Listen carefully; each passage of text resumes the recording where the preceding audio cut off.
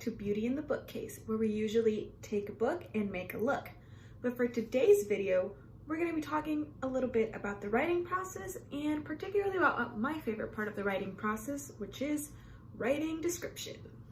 So description is sometimes overlooked. I think there's a lot of emphasis in creating strong characters, worrying about plot, and creating, realistic, good dialogue, but oftentimes then that means that description goes onto the back burner. Personally, I think description is the most important part of writing. I think if you are trying to get your reader to be invested in your story and be invested in your world, then you need to invite them in, and description is the perfect way to do that. So today, I'm gonna start the first of what will hopefully be a mini series on writing description. All right, so I'm gonna start this series off by talking about using the 5 senses for description and why I think it's important. Now, of course, we all know the 5 senses: seeing, smelling, tasting, touching, and hearing. However, I don't think we always incorporate as much as we could when describing. We usually go first and foremost for sight, and then sometimes with hearing. However, there's so much more that the other senses can add to your story. Take, for example, this description, which we'll continue to elaborate as we go on. So let's say we're gonna write a short story, right? And this short story takes place between a coffee shop and a bookstore. All right, so you've outlined that. That's too generic, right? So you'd go into adding a bit of description.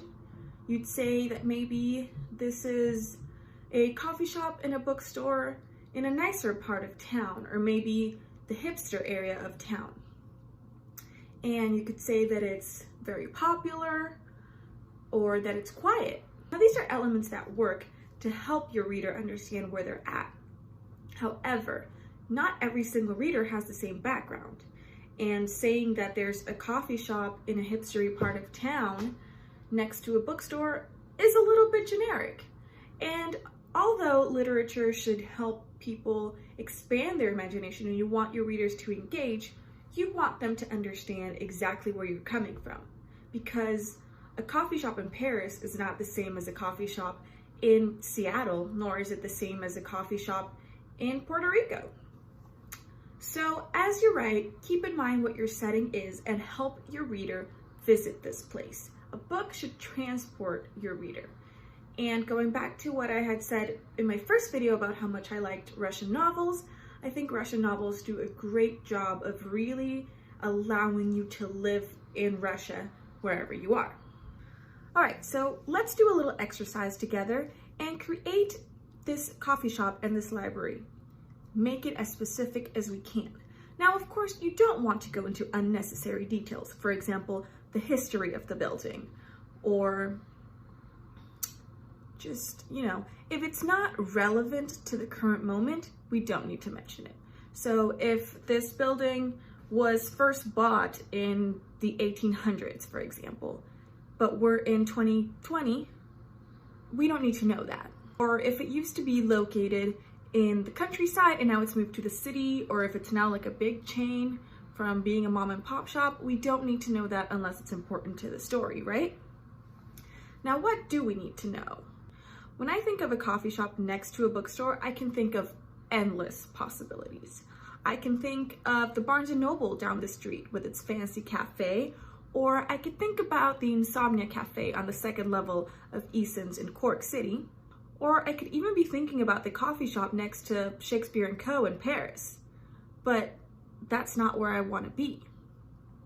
Now, it is helpful to have relevant landmarks as a writer. You want to know exactly what you're looking for because that's going to help you build your description. I know using images really helps me because it makes me think of more things that could be happening in the scene that aren't just visual, right? So for example, the place that I'm picturing, there's a cobblestone street and it's a rainy day, but it's kind of, romantic rainy, not like dreary. But it's still quite gray, so the street lamps are on and there's an orange light coming from the lamps. Everyone can picture that because it's something that at some point you might have seen, even if it's just in a movie. Now let's establish what we're actually looking at. beyond just where we're walking. So we would start with our character who's walking down the street. You can hear the sound of her shoes against the cobblestone, that little click-clack sound. You can also hear it splashing because of the rain, right?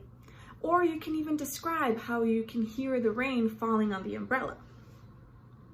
Now, as she approaches the bookstore and the coffee shop, what can she hear?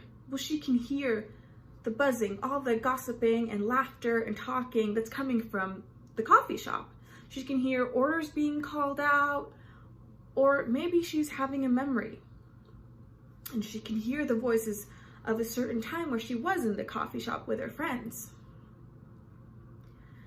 Or maybe her memory goes back to her favorite treat from that coffee shop. What does her coffee taste like? How does she take her coffee? Do they have a really good carrot cake, or do they make amazing cupcakes?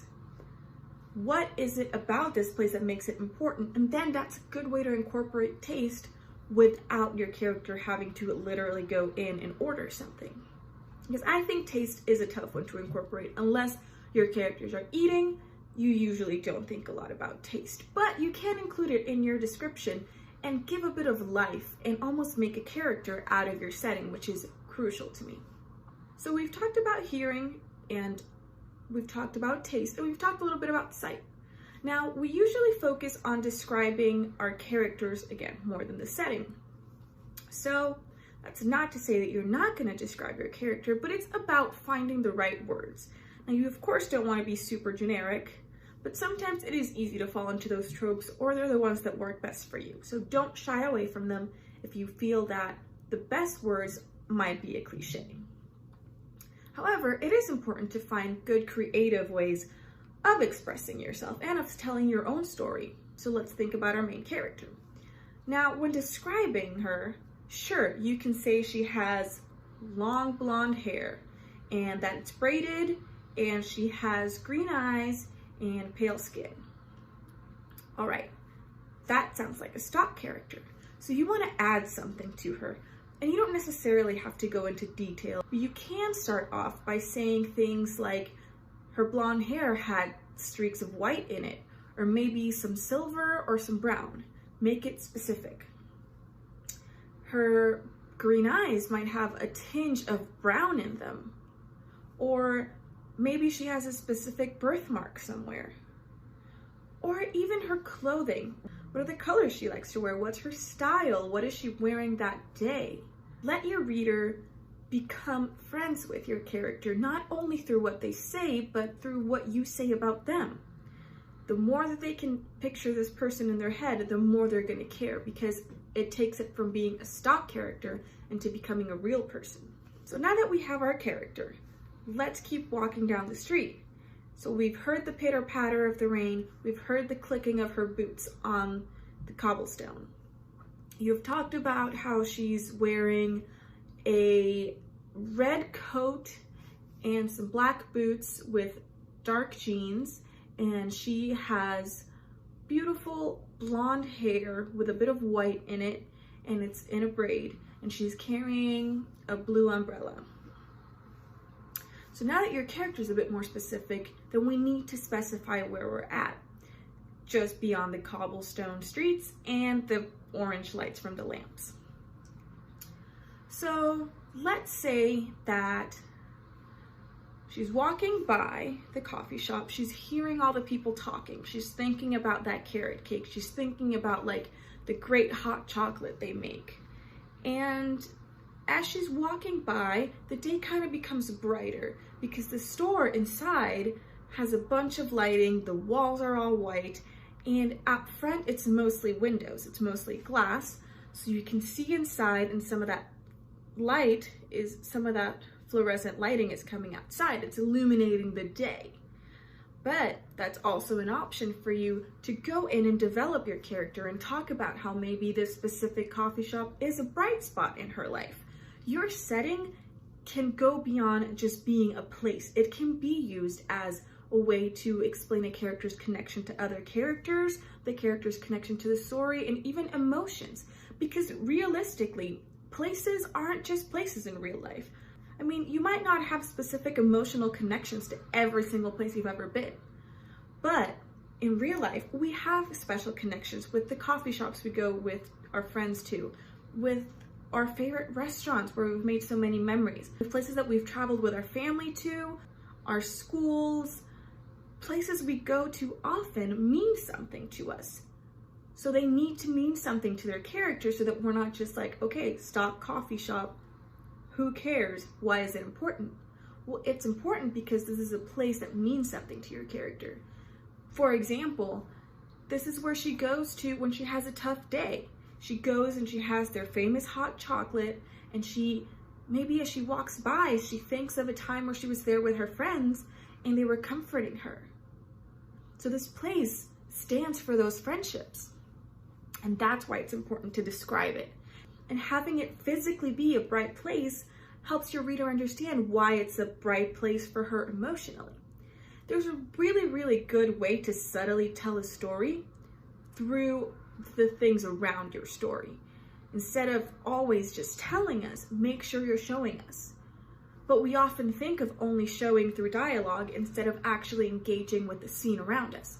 So now that we have this bright coffee shop with white walls, we're gonna think little round black tables and pretty little metallic stools that are kind of futuristic, and big bright like ranch kind of lights, and everyone's laughing and having a good time, and it smells like cake and croissants and coffee and hot chocolate. And then as you keep walking, you're stepping away from that brightness back into the dreary day, and you walk into the bookstore. In the bookstore, it's kind of dark. So there's like cherry wood. Cherry wood, everything is, all the bookcases are cherry wood, the tables, the chairs.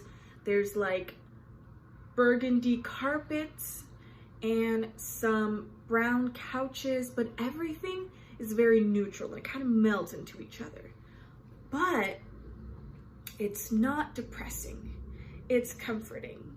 So you want to create that environment. You want to think of there being a fireplace, or about maybe there's a friendly cat that's always in the bookstore, or there's always the main character's favorite book is always in the front, or she has a good relationship with the people who work there.